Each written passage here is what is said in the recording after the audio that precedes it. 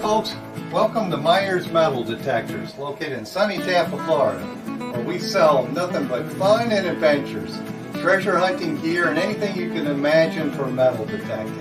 Give us a call, 813-237-1939. Happy hunting and dig deeper. Live from sunny Florida, it's Treasure Talk.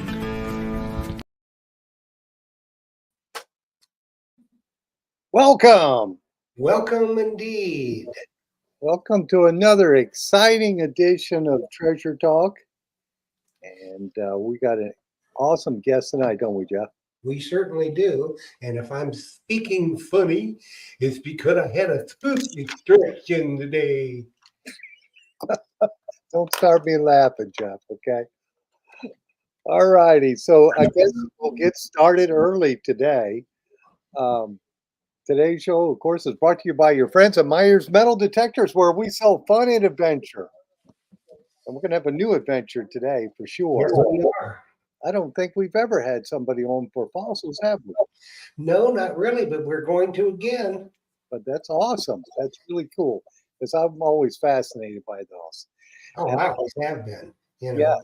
you think back, Phil, when you were a kid, and you're, I don't know, about 15 years younger than me, but didn't you play with dinosaurs, the little rubber dinosaurs and stuff? We played with any kind of toy we could get, but I'm sure there was a dinosaur in there somewhere. You know, we had all the dinosaurs and all that, and you know, always thinking we were finding fossils. We weren't finding diddly, but we thought they were cool. You know? Yes, we did.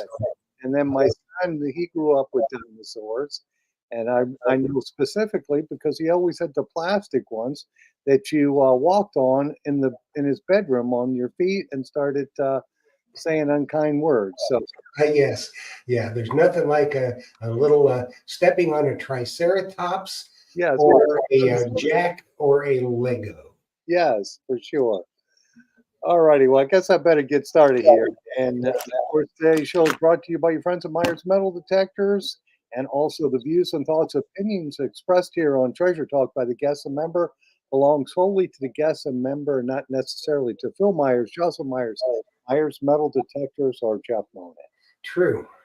And of course, the purpose of Treasure Talk is to promote the hobby of metal detecting and treasure hunting in all forms, and to educate our members in a fun, informative manner.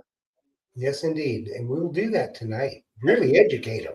Yes, we are a really cool guest, so I'm real excited about this. Yeah. This is, I mean, and very accomplished in a lot of areas. In fossil hunting, and he's a diver, and not only for ice age fossils, but all the other stuff. Before, I guess back when Florida was underwater, that's where they get all those megalodon teeth and all that kind of stuff. Because I don't know exactly, I'm not real up to date on the dates of that kind of stuff, but I know that even mostly Georgia and that was underwater as well. I think, I don't know. We're going to find out. We're going to find out for sure how much of our state was underwater. And yep.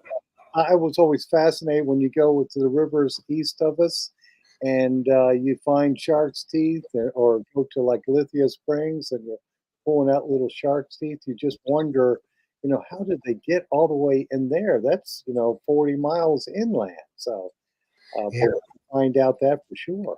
It is interesting, very interesting. So I think we need to bring him on, and because I know you got a list of questions, and I'm sure that there'll be a lot of questions in the chat. So pop them in the chat. If Jocelyn don't catch them, I'll catch them, and we'll get them asked and answered. For sure. So let's bring them on. If y'all are ready for this guest here is very, very learned on fossils, fossil hunting, anything to do with fossils. He's your man. He's a published author. He's got like 3 books, and they're going to be a little ticker tape going across the bottom of the screen. And we're going to talk about his books, but this is how you can get a hold of him to purchase his books. Okay, that'll be a little ticker going across the bottom of the screen. And I'm going to go ahead and put that going so I don't forget it. There we go. Dr. Bob Sinibaldi is a leading authority on fossils, and he is part of the Tampa Bay Fossil Club, and they've got a big to-do coming up. If you're anywhere near Tampa, I think it's the 16th and 17th, is Fossil Fest in Tampa at the fairgrounds. I promise you, it's worth your time. So let's bring Dr. Bob on, and then we'll go from there, and you'll learn all about fossils. Awesome. Hello, Dr. Bob. Hey guys, how's it going? It's going great, and your lighting is perfect. Oh, good. A little better. Yep. You can see my face this time. Yes, and hopefully you can the plus or minus maybe, but yeah. And maybe some fossils too. So let's get right into it. What got you started in fossils first? And tell the folks a little bit about yourself. Okay, first of all, let's go to the very beginning. My doctorate is not in paleontology or archaeology. Believe it or not, it's an exceptional child education, which is what I worked my entire career in until I retired about 8 years ago. I taught a thing called adapted PE. I worked with students with special needs in Pinellas County schools, and then as an adjunct professor at the University of South Florida. And when I went to get married 35 years ago or so, my wife was a diver. Her whole family was divers. And she wanted me to get certified so we could dive on our honeymoon. And when I got certified to dive, they made us come to at least one dive club meeting for that organization. And the person just happened to be talking about diving for fossils. I thought it was incredibly interesting. He got done talking, and nobody went up to talk to him. No one was interested in what he was talking about. All the divers there just broke off and talked about diving in Cozumel and Mexico and all these things that a teacher couldn't afford. And I went up and started talking to him, and he invited me to come dig at Lacey Shell Pit, which was a famous site near Ruskin, Florida. And he said if I come out there in the hot Florida sun and dug, then he would consider worthy to take me on a dive with him. I got hooked, and within 3 years, I wrote the first book, Fossil Diving in Florida's Waters, which is kind of a how-to book on how to find these things, because when I first started diving for fossils, I never saw him again. I went one dive with him, joined the Tampa Bay Fossil Club, and you would ask people, and like, where'd you find that? Oh, in a river. Okay. Like, people were very secretive, and I don't know if the metal detector group is very similar to that. I'm sure if they find a really good honey hole, they're not telling you where to go or whatever. They might tell you in general. So anyway, and once I started becoming super successful, people started asking me, and I didn't want to be that same kind of person, because if I go on the Peace River and I say, well, put it at this bridge and go up 3 bends, well, I've already done it and drained it. So what I wanted to do was write a book that would tell people how they could find their own honey hole, because that's how they're going to be successful. And then they can go back as many times as they want. So that's how the first book came about 3 years after I started diving 3 or 4 years after I started diving for fossils. Okay, that's here in Florida. It looks like we got some questions already. Okay. And, Tom Becker's asking, are there any fossil sites in other states? He's in Ohio. Every state has its own rules and governing bodies and what they can or can't find. As far as every state has fossils in it. Now, it may not have vertebrate fossils. You might have shell fossils, this, that, or whatever. But almost every state has some type of fossils. As far as diving for them, Florida, Georgia, North Carolina has some rivers, South Carolina. I know people are diving in Texas in some rivers. So it depends on where you live and this and that. And there may be other areas also. Plus, if you go out into the Gulf of Mexico and you find the right ledges, or if you're on the Atlantic seaboard, so anywhere where there's erosion, where geological time is eroding away, whether it's water-based or if you're out west in Montana and just the mountains are eroding away till they're getting down to dinosaur beds, wherever there's erosion, sooner or later you're going to get down to a fossil layer in general. Interesting. So it looks like, Jeff, you put that one up there from Sam Truckley. Dr. Bob, what is the most unusual fossil you found? Oh boy, I found some bizarre things that still have not been identified, which is always interesting. You know, that's always unusual. And you bring them, you get pretty good at identifying the common stuff. To identify the tricky stuff, you've got to have a comparative collection. For us, it's the University of Florida in Gainesville. You bring it up there. I've been there recently, but not to identify fossils.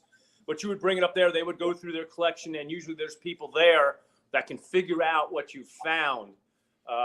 So I have found some pretty, well, I go back. I have found a very unusual fossil. I had a student bring to me an ammonite that they found in Largo, Florida. Now, of course, anyone that knows Florida geology knows that there are no ammonites. That time period didn't exist, or you'd have to go down like a mile down into the sediment. So he brings this thing, and I'm like, okay, it's an ammonite. How did it get in Largo? And I brought it to, at the time, was Dr. Peter Harries at USF, who was an expert on ammonites. And he said, oh, you talk about unusual. The Spanish used to put stones as ballast stones in their ships, in their treasure ships, or whatever ships they were going.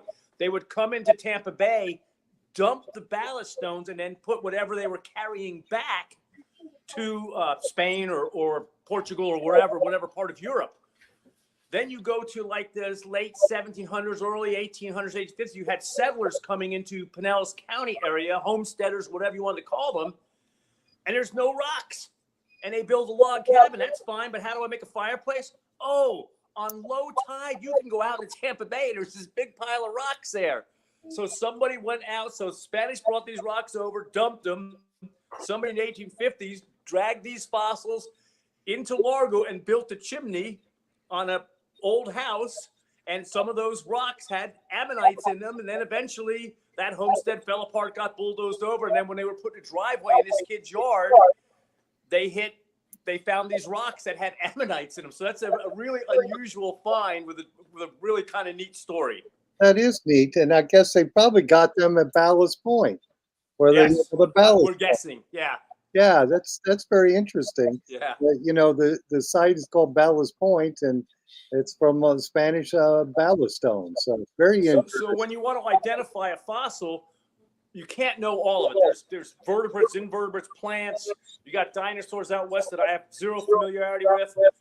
You need to find someone who's an expert in that area. We just happen to have Peter Harries, who's an expert on ammonites. As soon as I brought it to him, he knew immediately what it was, what part of Europe it was from, and then from there we speculated how it got into Largo, Florida. So you got to get it to an expert. That's kind of a cool story. I like that. Yeah. And it looks like we got a question from Bob Kulik. He's saying, what is the oldest fossil specimen that you found? The oldest one I found, I did several trips to Nebraska, and that stuff is Oligocene, so it's like 35 million to 55 million years old. And I have some Eocene fossils even from Florida, which are about 55 million. Some, the megalodon or the big teeth. Well, they have an auriculatus, which has little side cuts. It was a predecessor to, so those are about the oldest. But most of the fossils I'm finding in Florida are Ice Age, which is about 10 to 15,000 years, up to about 2 million. And then those meg teeth, which are about 2.5 to 5 million or so, or maybe even a little older than 5 million. Okay. So that's generally the oldest stuff, but I do have some of that older stuff from when I went to Nebraska, like whole skulls and stuff. Oh, cool. Hey, Ricky T is asking, any specimens named after you? No, I have not. It's really hard to have specimens. Now, last year we had 8, I think it was 6 or 8 specimens named after different Tampa Bay Fossil Club members, and all of them were invertebrate echinoids, which are like sea biscuit looking things. And you have to really know what you're looking at to know. I mean, to me, the sea biscuits look all the same, as if someone that wasn't a coin collector would say, well, every mercury dime looks the same. And we know that some of them are a whole lot more valuable than others or more rare. So, but I have not had anything. That's on my list.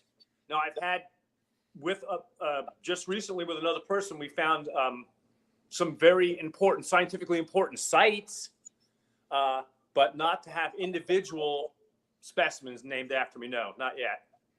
Okay.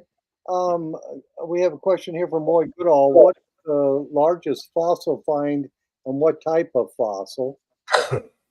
Okay, so I'm hoping we can do this without screwing it up too badly. Behind me, I'm gonna hold this and turn it. You can see some mammoth legs. Let me turn it this way. No, I guess that doesn't work. Okay, sorry. Anyway, there's 2 mammoth legs behind me. Those are some of the largest ones. I have both a femur and a humerus, which are large. They're about 5.5 feet tall, several hundred pounds. They're all from the same mammoth. I have about 40% of that mammoth coming out of the Peace River over about a 6 or 8 year period. But just to give you an idea of how large a mammoth is, this is, and let me get it in front of you. That's an axis vertebrae. It's a neck vertebrae. Ours is about the size of if you put 2 quarters together and held them together, that's the size of our axis vertebrae. This is the size of a mammoth vertebrae for an axis. So mammoth's a big beast. It's bigger than today's elephant. And I've got a big chunk of that animal coming out of the Peace River. Oh, interesting. So, this is I guess a question since we're called Treasure Talk. Do you sell your fossils? I do not. I neither buy nor sell fossils. I've never crossed that chasm. There are tons of people that are commercial dealers that buy, sell. There's people that find them and sell them. They just do it for a living. It is, if it's done ethically, it's legal. There's legal ways to do it in almost every state, I believe. They've made it much harder to sell fossils if you are crossing international lines. Like, you can no longer bring stuff from Canada into America. All that stuff has to be repatriated to Canada. And same thing with China, Mongolia, some of those things. So anyway, in our state, Florida, where I live, we have a fossil permit, and you report everything. And if they don't make a claim on it, then it's yours to keep and dispose with as you like. Now, I have about 10,000 specimens logged into my room next to me. But I've donated over 500, probably 600 or 700 fossils to the University of Florida in Gainesville, the Vertebrate Paleontology Department. And most of the stuff, some stuff is pretty nice. You're like, okay, I kind of would have liked to have kept that, but whatever. It goes there, it gets studied for science. But a lot of the stuff is just mundane. They have a massive, massive collection. So stuff like, you think like this mammoth, I've reported this mammoth has been slowly coming out. I report, I found a femur, I found a humerus, I've got both tibias. They've never asked like, we really like to have that, because like I said, a mammoth is a huge beast and they've got tons of them. They can only store so many mammoths up there in their facility, right. So eventually, I don't know if this question would come up or not, but eventually we're talking about when I make a will, I would like to see my stuff go to a local museum where it would actually be displayed, as opposed to, say, go to the Smithsonian or University of Florida. They can have the scientifically relevant stuff, but I have some really, really killer, nice-looking stuff that they wouldn't be interested in. Like, I have these, I'll show you. Here's some mastodon teeth, and they're really, I'm trying to get used to where the camera's at. They're really nice-looking. Whoop, got to go this way. And these ones have the roots and everything on them. And University of Florida is not interested in them. They got tons of mastodon teeth, but a local museum would love to have something like that to display. So when my time on Earth is time to check out, hopefully they'll end up at a local thing where they would actually end up on display and people could see it and appreciate it.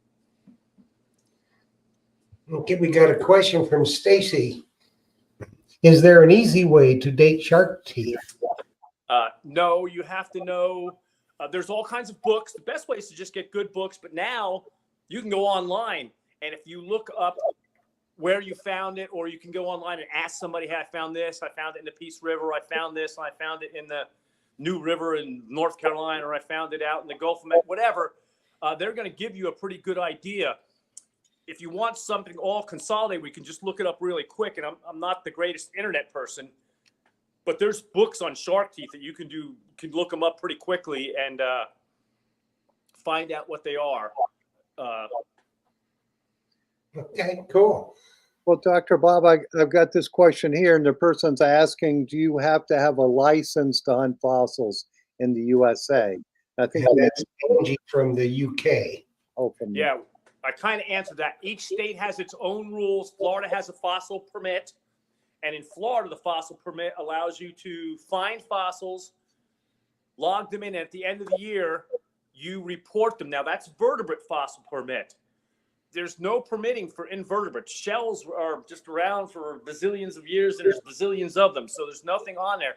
And The shark teeth, you do not need a permit in Florida to pick up shark teeth, because each individual shark, if you use the large ones, Megs, Makos, each individual shark makes 40,000 teeth in their life. Each individual. And there's thousands of them alive, or millions of them alive, maybe at any one time, over millions of years. Now, try to find those big, large shark teeth is another story, but there's bazillions. So each country has its own rules and permits. Each state within the United States, and maybe I'm not sure about Europe, but maybe Germany has its own provinces that might have different rules. But a lot of those countries are a lot smaller than the U.S., so they have maybe one rule for the whole country or one permitting system. And I know for sure that some countries do not allow any amateur individual just go out, buy, sell, whatever. You can't just go out and mine and stuff. And there's countries that, like Morocco, that do not appear to have any rules or laws. So every so often, our country will get flooded with Moroccan shark teeth or this or that and that kind of stuff. Yeah. Sam Trumpy wants to know, have you ever gone into underwater caves and found anything? So about 25 years ago, my wife and I went into a sinkhole. The guy let us go down there, and it was supposed to be fossils at the bottom. And the sinkhole went into a cave, and we were about 100 feet down, and there were fossils embedded in the wall. But when we got to the bottom of the sinkhole where the cave started, he gave us keys, and there was a gate across the cave, which a lot of the ones in Florida will have. They'll have a way that keeps you out, so they know who's going in and out of these caves.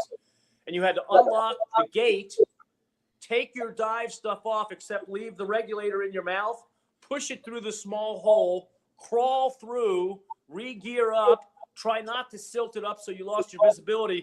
And my wife and I looked at each other. We're like, no, because as we entered that system, there were 3 grave markers of the last 3 people that had died in there. We're like, no, this is supposed to be fun and a hobby. We're not going in there. Yeah. So that was my one experience of almost cave diving. But there's stuff in those caves, especially in Mexico and stuff. You'll see where they'll find Aztec stuff and that kind of stuff where they threw stuff down ceremonially and stuff. So Yeah, I think in Mexico they call them cenotes. yes. Cenotes. Yep. Hey, we had a question in here before the one you have, Jeff. The person was asking, I think it was Tom Beck, how do you clean and preserve your fossils? So that's a good question. Everything it's different. You have to kind of know your collection and know what you're getting. So the big Meg teeth generally are very robust. They don't need any cleaning. Sometimes they may have some, I don't call it mildew, some sediment or some fungus or whatever they have underwater, like clinging to the thing. And you can literally take those little yellow sponges with the green scrubby thing and clean it right off. That's not recommended for all fossils. So those are pretty robust and easy to clean. When you're looking at the vertebrate stuff and the ice age stuff, it's going to depend on the preservation. Some stuff is like fossilized like porcelain, and you just clean it lightly with a toothbrush under, lukewarm water, and you let it dry out.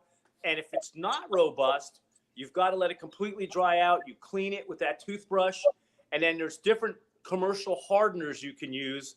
The ones I use, you mix them with acetone. There's Bootvar and Vinac and a few other ones that are all mixed with acetone, which is kind of the same stuff that women use for their fingernail polish remover. And so it is a good thing, if you do it correctly, to clean your fossils and preserve them. I know when you're coin collecting thing, the one thing they tell you never to do is put harsh chemicals and clean your silver dollars or whatever, because it ruins the value of them. So we are at least allowed to clean our stuff and make it look pretty. Awesome. You got that one, Jeff? Yeah, Gwen Fairley would like to know, and I believe she's a Canuck. Have they ever kept something you found at the University of Florida? So typically what they'll do is they will send you a thing and say, you make your report at the end of the year, and they will say, like, we would really like to have that. When a guy named Joe Brannon and I, about a year and a half ago, we found an Ice Age horse site on a northern river, and there were 8 Ice Age horses in there. Now, they weren't all just laying perfectly on their side. They were jumbled together, but in a very small area. And we collected that over 4 or 5 dives, 3-tank dives. So you're talking about 15 to 20 tanks worth each of us. And when I typed up the report and sent it in, they called me the next week. We would really like to look at that stuff and see it. And then Dr. Holbert, who was the head of our governing vertebrate thing, he has just retired. He came down and made this stuff. So, I mean, technically they could say, we absolutely want it. We're going to take it from you. But the paleontology people in Florida have a very positive, good working relationship with the amateurs. Not so with archaeology, and it's a whole separate field. They do not have a good working relationship. Hopefully they used to, but right now they're kind of at odds. So right now we still have a really good working relationship with our governing body, and they're really good about, donating stuff. And eventually, when you're like me and you have 10,000 log specimens, you're looking to cull your collection because I don't have room to store stuff anymore. And I built an addition. What you're looking at is an addition my wife and I built on the house to house my collection. So that's a very loving and accepting wife that lets you build an addition on your house. That is true. Yeah. You got this one, Phil? Yeah, it looks like John David's asking, have you ever found a tusk? Now, I have tons of tusk material, and I have pieces of tusk from the mammoth that's behind me, pieces of tusk. I do have several complete tusks from the lower tusks of mastodons. So most elephants today, they have the big, long tusk, and you've seen pictures of mammoths with massively big tusks. Mastodon's tusks weren't quite as big, but the mastodon also had lower tusks, which are only about 8 to 12 inches long, and they're only about the diameter of maybe a silver dollar. And I have several of those that are complete. I also have a milk tusk from a baby mastodon, which means that the mastodon died. It wasn't even born yet, and the whole tusk is, I don't know, it's like the end of a pencil, like, the eraser end of a pencil, literally like that small. And it's a killer little piece. So I found that ivory, it's made of dentine. It's a type of tooth enamel, but there's a type of tooth material, but there's not a lot of enamel around it to hold it together. So typically the tusks will disintegrate, especially in the rivers where you're diving. Now, people find whole ones, or they find ones that they have to actually have a special way of underwater jacketing them with special stuff, and they put zip ties on them because they'll just fall apart. So I did find a complete tusk on a northern river, and I went to work a little bit at one end, and it was just like floating away, and I just covered it back up with sand. I was like, you know what? I don't have time to deal with this. It was about a 7-foot mastodon tusk, but I did not collect it. I just left it there give it another 10,000 years. It'll harden up a little more, and maybe the next guy will be able to actually lift it out. That's funny. I'm amazed that we have so many questions coming in here, but we talked about this one. Tom Becker's asking, do they pay you for the fossils they keep? And I know your response is no, you're donating that to the state. And since really it is the state's property when we start. So yeah, and you're diving in the rivers which the state owns. Right. If you found it on private property, like if someone's invited you to, hey, we're putting a pond in our property, and you while they were digging a pond, they hit something, and I've gone to a couple of those sites, you could keep it, sell it, do what you want it. Right. But even if you found something scientifically relevant, the University of Florida has no budget to buy fossils. And that ended not just with Florida, kind of nationally, our country, most of the institutions, university-wise, studying institutions, do not buy fossils, no matter what state you're in. Now, if you have private organizations like the Chicago Field Museum that bought the huge $7.8 million T-Rex skull or whatever, they have that kind of budget. And even then, they didn't buy it. That was kind of sponsored by McDonald's and some other group that gave the money forward so they could buy it and put that in there. So you're right. They do not have the budget. So you're donating out of the goodness of your heart. And, you're hoping it's scientifically relevant. And they are good about, like, they will give Joe and I a byline on this paper that's going to come out on the Ice Age Florida horse site. So we get some notoriety that way. And, that's just where it's at. Will they display them and put them in the museum so the whole state can see it? 99.9% of the stuff I donated would never get displayed. It would be in their studying collection. Because when you go in the Florida Museum of Natural History, which is just off, I think it's off campus, but I'm sure the University of Florida owns that property. It's the most beautiful natural history museum in the Southeast. It's a big, beautiful one, but they have whole mammoths, whole mastodons, whole horses, whole this, whole of everything displayed, going all the way back in geological time to whatever they have in there. So it's really hard. Now, what they have finally done at University of Florida, when you donate a bunch of stuff that is scientifically relevant, they have a really nice case, and I would say it's about 3 feet by 2 feet, a nice glass case, and they would put your name in there, and they might put your stuff in there for like 6 months saying donate it to whatever. This guy donated this really cool stuff. And then so many months later, they'll change out that display. And so for a brief time, your stuff might get displayed. But it's really hard to find something that's display worthy. And I might add, display worthy items are the least scientifically relevant in general that you can find. It's an animal that died. You found the whole thing. There's nothing to study. It wasn't attacked. It doesn't have any feeding marks. It doesn't have any disease. It's, that's the things that would have made it fall apart. So, when you find a whole animal, it's really cool. And if it was something new to science, obviously they would want the whole critter. But pretty hard to find stuff that would be display worthy at their museum, which is why I said I'd like to see my stuff go to a local museum. Yeah, local. When I'm gone. We got some questions going on. Let me tell you. We do. Han Powell wants to know, what's the deepest water that you have found fossils? Well, in the rivers in Florida, I don't think I've even gone 30 feet deep. Most of the fossils I find are, believe it or not, in 4 to 6 feet of water. Some of the northern rivers, I'm in 10 to 15 feet of raw water. The 8 Ice Age horses we found, about 10% of them were on the river bank out of the water because the water was super low at that time. The river was really low. That's how we found the site. And nothing was deeper than 7 or 8 feet. And it was 8 Ice Age horses there, mixed up, jumbled up all together in really killer. Some of the stuff was in really good preservation.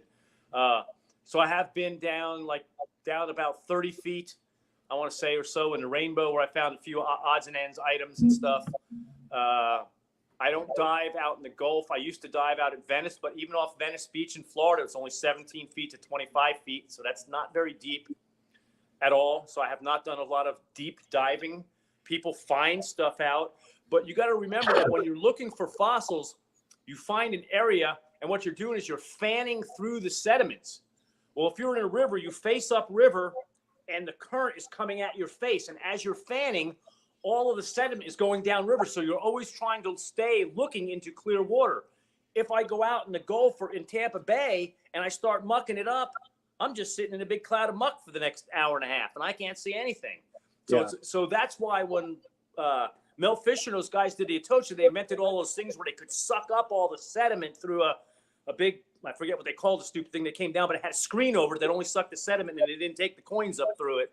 Because otherwise, if they were in there just mucking it up, they would have to sit and wait, so it's a kind of a form of a dredge, which you have to be like a university person to get a permit to do that kind of stuff. Yeah. Bob Kulik wants to know if you ever found any human bones or older hominid bone. So there's no older hominids in Florida or North America. They're all going to be human, and they're all going to be probably 15, 20,000. I know they're trying to find some pre-Clovis things that might be older than that in these way deep dig things and wherever they're at in different caves and stuff. The only two things I've ever, first of all, it's illegal to pick up now. Any human bones, human whatever. I did way back in the day have 2 human premolars that are probably from Paleo Indians. And that's it in all the years I've been hunting. So, and now you wouldn't even be allowed to pick that stuff up. What if you pick that up by accident? Well, it's just like, getting pulled over for a ticket and you said, I didn't see the speed limit. You're still going to get a ticket. It's your responsibility to know the law. And they have some really, what they're really focusing on is not so much the fossil collectors. It's the people that are artifact hunting and or they've figured out that this river is now cutting through the side of an old Indian mound. That's how you would find human bones. I try to stay away from that stuff because that's just going to be, for me, it's going to be nothing but a headache. So we try to stay away from the artifact. I have some artifacts that I found before they changed the laws but that's just where they are. Yeah.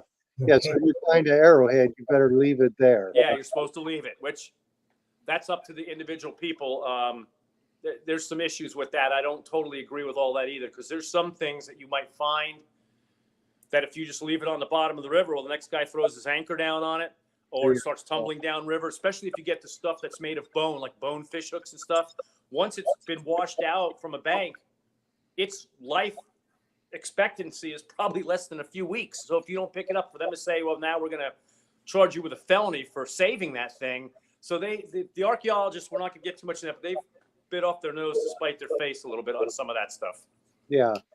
That's all I can say about that. Even coins, if you found a coin, that's considered in the river. That's considered archaeological if it's older than 60 years. Yeah. So that's like what, 1960 something? I find a Kennedy $50, 64 Kennedy $50. Now that's an archaeological find, really? Oh. Whatever. We're not going to get too much into that. Yeah. And Phil, I want you to take this question from Sharon Ciccone at any rate. Well, I'll take that one in a second, Jeff. First, Roy Goodall is asking, have you ever had any encounters with gators? So in my book, Ice Age Florida, I go through I've had encounters probably 6, 8, 10 times in my 30 years diving. I mean, close encounters. There's other times where you see stuff of this or that. But there was on the Mammoth site, at one point, maybe the third or fourth time I went back to it, I decided to drop way down river and work my way up to the site to see if anything had washed down river. And as I worked my way up to the site, there was nothing washed down river. And the site initially was underneath an old tree that had come down into the river. And I wasn't paying attention, got hooked into somehow my gauges and cables got hooked into the tree, having a hard time getting out. And it pulled the regulator out of my mouth in about 12 feet of water, 10 feet of water, whatever it was. It wasn't overly deep. And I couldn't. And so once it comes out, it's free flowing air. So it's just flying all over the place. And you're stabbing at it. Meanwhile, you're not breathing. So air supply is not in your mouth. And finally, I looked at the tree and I climbed up the tree and got my head above water. And once you came out of the water, then the regulator was just floating on top and I put it back in my mouth. But I wouldn't say I almost drowned, but I was gasping for air by the time I got up there, stuck the regulator in my mouth and looked directly across me. And within probably about 8 inches of my face was a water moccasin wrapped around the tree. So I'm like, ugh. And meanwhile, I had dropped my flashlight, dropped my crate that I put the fossils in, dropped my probe, which is a long steel thing that I checked to get through the sand to see how deep the gravel is. So I'm thinking, okay, I don't want to get bit by water. So I now held the regulator in my mouth, dropped to the bottom. Flashlight was there, crate was there, probe was there. And I looked next to me. I'm like, what is this log here? And as I looked over, it was a great big gator. I guess because I was thrashing around in the water, came over to check out, see what I was doing. I was like, So that was 3 close encounters in about a 1 minute period of time between losing your air, water moccasin, and gators. That was the closest one. And all I did was slide to the side, climb up the bank. And now my canoe was about 100 yards downriver, and I'm fully loaded with weights and stuff, and I had fins. I had to take my fins off and try to hike through on the bank, and it's not like a path. It's like you're climbing over vines and prickers and stuff. So I wasn't going to get back in the water with the gator until I was in the canoe. So, yeah, it happens, but, you try to be careful. They're curious. I've never had one snap at me or any of that kind of stuff. I've known of 2 or 3 incidents where people were hit by a gator, meaning they were bit and immediately released. Because they probably got in their territory or who knows what, they weren't paying attention. So gators have a very specific search pattern for their food. Things just getting in the water or just getting out of the water. So that's when you're most susceptible, and that's when I was climbing out on that tree. Yeah. So most of the time when you're in and down and underwater, I'm 6 foot, and with my 2 foot fins, I'm an 8 foot entity. So a 10-foot gator, 12-foot gator is not that much bigger than me. But understand, even a 6-foot gator, which the head is not that big on a 6-foot gator, but it's going to give you a nasty little bite if you mess with it. Yeah. Because their jaws are strong. So, yeah, just avoid them. Okay, Phil, you want me to do this one from Sharon Ciccone? I could get it. Sharon Ciccone says, have you ever found any giant armadillo osterodome plates? I got it. Osteoderms are they're the little bone covering that makes a carapace, like the turtle would have a carapace on it. And I have literally hundreds of them. And I have a site on a northern river where I have a whole huge box full, all I'm presuming from one, but there's so many of them, you can't really figure out where they go together. It'd be like a lifelong jigsaw puzzle. And it doesn't mean because I found them in a river, about a 20-foot stretch of river, doesn't mean they're all from the same animal either. So you could be, the giant armadillos were pretty common back then. And there was another distant cousin to it called now I'm drawing a blank on it, but Glyptodont, which was even bigger, that had even bigger osteoderms. And I have a couple boxes full of them too over the years. Okay. Okay, I'll tell you what, Phil, why don't I show everybody? We're going to do a giveaway tonight. So I'm going to put it up on the screen, what you put in the chat to win. And Phil, you want to show them what they're going to win? Okay. Yeah, we're going to give away a couple books. And of course, the Treasure Talk, coveted Treasure Talk hand towel. So and that's good when you're fossil hunting too. You could use that anywhere. Absolutely. Go ahead. This is what you put in the chat. Okay. Hashtag Fossil Fest. No spaces, just like I wrote it. That's what you put in. And I guess, Dr. Bob, what we can do now, since he's got Fossil Fest on there, why don't you tell us a little bit about what Fossil Fest is and what goes on there? And are you going to be there? I'll be there the day ahead of time to set up, and also on Channel 10 that morning to promote it, like this is promoting it. And it goes for, it is on, I got to pull up my little sheet here. Maybe you have the dates on there. It is Saturday and Sunday, March 16th and 17th, from 9 to 5 on Saturday and from 10 to 4 on Sunday. It's at the Florida State Fairgrounds, which are a little bit east of Tampa on I-4, or right off I-4 and in between I-4 and 301. And it is the largest show in the southeast of the United States. Paleontological show. We rent one of the big, huge buildings on the fairgrounds, and there's tons of dealers there. There are tons of just displays. There will be people. I will do 2 lectures. Someone else does another 2 lectures. So there'll be some lectures there, actual like PowerPoint presentations. Mine will be probably on the Ice Age and maybe on collecting. And it's a great show. You can buy stuff. You can bring stuff in to get identified. There's a person there from the University of Florida.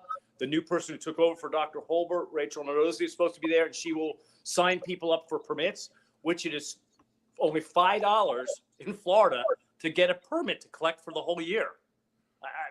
It's just like a no-brainer. You find one megtooth, it's worth $400 in a megtooth. You really don't even need the permit for. But so the problem is when people say, "Well, I'm only hunting for shark teeth, so I don't need a permit." Yeah, then you're out there and you find horse teeth or a mammoth tooth. Well, you're not supposed to pick it up because you don't have a permit. So you get your permit even if you're just hunting for shark teeth, because you never know what you're going to find. It's like you guys when you're metal detecting. You can't see underneath the ground. I mean, I know they've got a little better discrimination now, but you never know what's going to be under there. You can't say, "Oh, I'm going to go today and look for Morgans." No, you go there and you're looking for coins, and you don't know what kind of coins you're going to find. Yeah, and typically. Yeah, that's awesome. So they should get their permit for sure for $5. Help the state of Florida, and that's awesome. Hey, we have that lady will be at Fossil Fest selling it, and we have a kids mini mine there. So it is, I think, $12. I got to look again for the thing. Oh, $8 to get in. I think they charge you for parking at the fairground now. And the kids under 12 are free. And we have a big mini mine sand pit where the kids go for, I don't know if it's 50 cents or $1. And whatever fossils they find, they get to go in for 3 minutes or 5 minutes or whatever and dig through the sand. Whatever they find, they get to keep, and they bring it over to the table, and we identify it for them. And there's a ton of good stuff in the mini mine because, we donate stuff, the stuff that we don't keep, anyway. So. Well, Stacy R says, do you have a website that showcases your collection? So I do not have a website. I'm not a big internet person, but some of my collection is on the Tampa Bay Fossil Club.com is where you go to join the Tampa Bay Fossil Club. But I think if you go there, you don't even need to join to look at our website where members have posted stuff they found. So some of my stuff is, I don't think I've put anything new on there in probably 8 or 10 years. But so there's a lot of stuff on that site that has been posted now. As long as we're talking about that, this is my book, What Your Fossils Can Tell You. And this is a book that takes you, the first book, Fossil Diving, talked about how to find stuff. This, and most people, when they find a fossil, they want to know two things. What is it and how old is it? People like me that get totally hooked, they want to know, why is it shaped that way? Where was it? What was it doing? Why are the teeth? What was this animal eating? So this book took you a lot further, but there's almost 790 pictures in here, which also helps you identify stuff you could find. And this is good for all North America, not just Florida. And the final chapter talks about what the Native Americans did to use the fossils for fish hooks and weapons and whatever else. And then finally, a lot of my collection is showcased in the Ice Age Florida book. Whoop, hold it like that. And that book is a gorgeous book. It's a little expensive. It's $60, but it sells for $79. So I'm getting you 25% off if you come to me. Plus, it'll be signed. And it showcases a lot of my collection, some stuff from University of Florida, because there's things I've never found that are so rare that I had to go up to University of Florida to picture. But the reason a lot of people are buying the book is a man named Herman Trapman, who lives in St. Pete, a paleo artist, is one of the premier ones in our state, is a good friend of mine. He did all the artwork, and the artwork in that book is just unbelievable. And so if you print a 300-page book in full color, nowadays the price just goes, Oh yeah. What I think is high, but whatever. So But it's a anyway, good coffee table so that's book. where most of my collections are featured, in those books. Yeah. Well, Phil, should we do a giveaway? Yeah, let's try to do the giveaway for sure. Okay. Okay. Get ready. Get ready. And around and around and around she goes. And Paul Casper Paul Casper wins. is the winner. So, Paul Casper, you know what to do. Just in case you don't, let me put it up. There's our email. You send your name, address, and phone number to treasuretalkshow@gmail.com. And let's see if this is, that was probably Paul. All right, perfect. So, Dr. Bob, you'll be there both days then. Yes, I will. And I will be at club sales signing my books. So if people want to get the book without having to pay the shipping, they come to Fossil Fest. All 3 of my books will be there. So this is, like I tell people, it's just a hobby. But my wife says by the time you've written 4 books on the subject, it's an obsession. So it's no longer a hobby at this point. But I'm sure you guys are in that same. You have a whole shop that you're selling stuff, so you're way beyond the hobby stage, also. Yeah. As most of us that get into this stuff do get beyond. We're at the obsessed stage. Yeah, you get obsessed with every find that you find, and I like how you're talking about the fossils. How did it get there? That's what interests me. How did it get there? Whether it be an artifact or a fossil. Yeah, and in the What Your Fossils Can Tell You book, there's also a chapter on natural alteration. So an animal dies, and again, like I said, those Ice Age horses, we didn't find them all perfectly articulated on their sides. They're jumbled. They've been scavenged. The sun's beating on them. They went through freeze-thaw cycles. They may have there's any number of things that could alter the fossil. So a lot of people, when they find a fossil that's altered, the first thing they think is, oh, Native Americans carved on this. Not necessarily. You got to eliminate all the natural alterations first before you can presume that it was altered. Now, if you see something carved in the shape of a fish hook, that didn't happen naturally, But a lot of the other stuff, people all the time, they butchered it or they did this or whatever. So, yeah, that's really interesting. So the folks can go to the state fairgrounds, I guess the 16th and 17th. Yep. That's not this weekend, next weekend. The following weekend, yes. Yep. And they can meet you and get the book and get it signed. That's awesome. Yep, absolutely. And there's a ton of stuff to do there and see there. You're going to spend minimally a half a day, minimally 2, 3, 4 hours in there, minimally. I mean, there's that. It's not as big as your fun show, that coin show that they have in I went into that 2 years ago or 3 years ago, and I was like, oh my God, I thought it was just going to be like ours. I went in there and was like, oh man, this thing is huge. So it's not quite that big, but it's pretty big. Yeah. It's pretty big. So Ricky T saying, do you have any fossils with predator teeth marks on them? Yes, I do. So the difference is when you find some, like say, whale ribs or dugong ribs, shark feeding marks. What's that? What's the dugong? A dugong is a type of prehistoric manatee. Okay. So they're still alive in Australia, New Zealand stuff, and whatever. But and Asia, parts of Asia. So when you find stuff with shark feeding marks, I'm see if I get my hand right here. Sharks feed by thrashing like in a curved motion. So those marks are going to have a curve, and if they're meg teeth, they're going to have serration marks also on it. Carnivores tend to have fangs, and they tend to bite up and down. So those are going to be very different types of marks. So I have some stuff that might have butchering marks from Native Americans. I have a lot of fossils that have rodent gnawing marks. That's a really common thing to find because rodents have to gnaw on something to keep because their teeth are ever growing. And then I do have 3 or 4, maybe 5 pieces of dugong rib or whale rib that have shark feeding marks. I have a bunch of turtle shell that has compression bite marks from gators. And right behind me, I have a really nice mammoth vertebrae that was chowed on by an alligator. So we're presuming that the mammoth was long dead and rotting, and then the gator went in there and started chowing on a big chunk of meat, and the vertebrae just happened to be there. But gator bite marks are they're conical, they're compression, they're very easy to identify on bone. Yeah. Now, do we have any cats here in Florida, like the saber-toothed cats, that kind of thing? Yes, we have a whole history of cats from the Miocene, which is a very early time epoch, all the way through the Ice Age, ending with Smilodon, the big saber-toothed cat, like they have in La Brea, Smilodon fatalis. The earlier Smilodon was Smilodon gracilis. It was a little bit smaller, but still a formidable guy that eventually, they believed, evolved into fatalis. There were big American lions. There were jaguars. The Florida panther is one of the few things that made it through the Ice Age into current times, although it's struggling now and it may not make it to the next century. So there were lots of big cats. There's 2 different chapters in my Ice Age Florida book that talk about the big cats and names them all, and they're a complicated lineage, and that's just the Ice Age ones that were there. So and all those came from somewhere earlier. Right.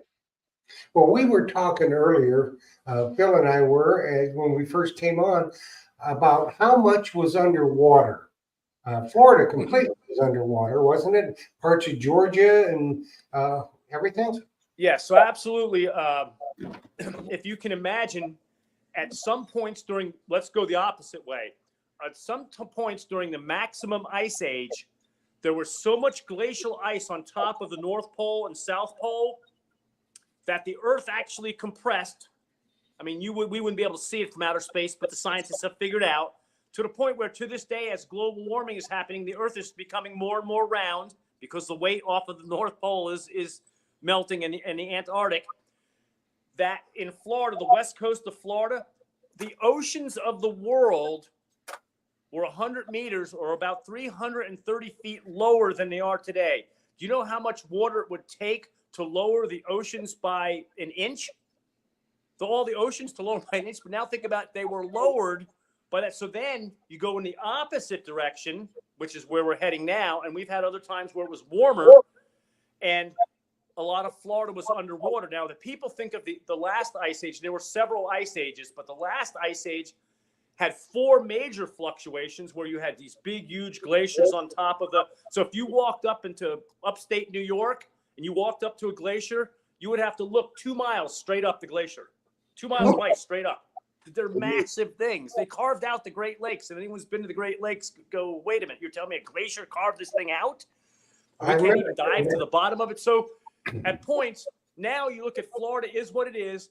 They believe that Florida was like a little stubby thing, and there was a little hook of coral reef, say from about Ocala, that would have looked like today's Keys, and they backfilled set of reefs came, and then they backfilled in. Then another set of keys came, and they back till eventually you are where we are today with the Florida Keys. So, and that's only in the last 35 million years. Now we get to today, and people say, well, how come there's heard you guys talking earlier. How come there's shark teeth near Ocala or inland or wherever you were talking about? And it's because it was underwater, and now today's rivers are cutting down through geological time. And when you get in the river continues to cut down, and stuff, let me get right here, stuff continues to tumble down the banks. And as it cuts through geological time, it might tumble ice age stuff and then some shark teeth and some other Miocene.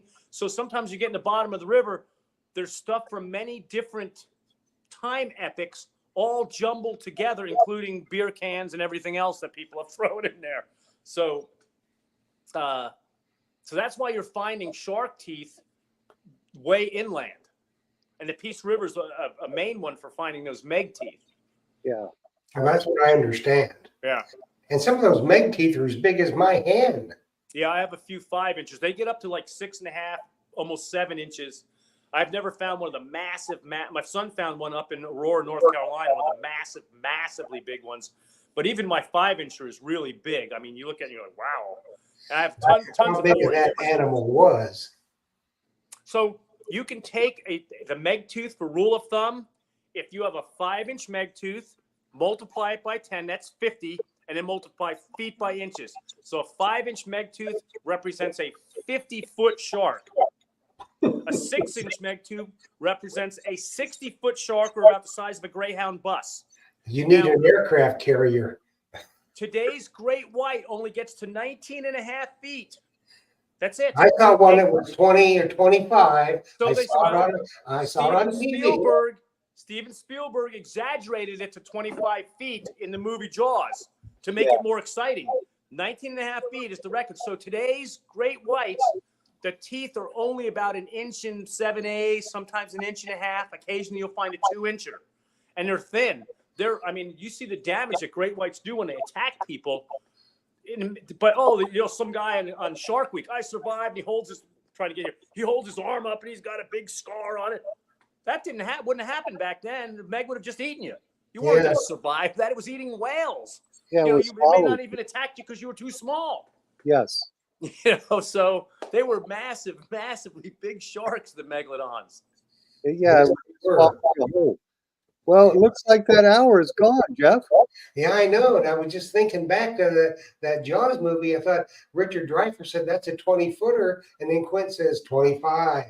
You got to measure from the dorsal to the tail. So that's what I was going on. Yeah, and exactly that's what people think of. And it was, like I said, they were exaggerating the movie to make the movie more exciting, because the 19.5 foot, I guess, wasn't exciting enough for Spielberg.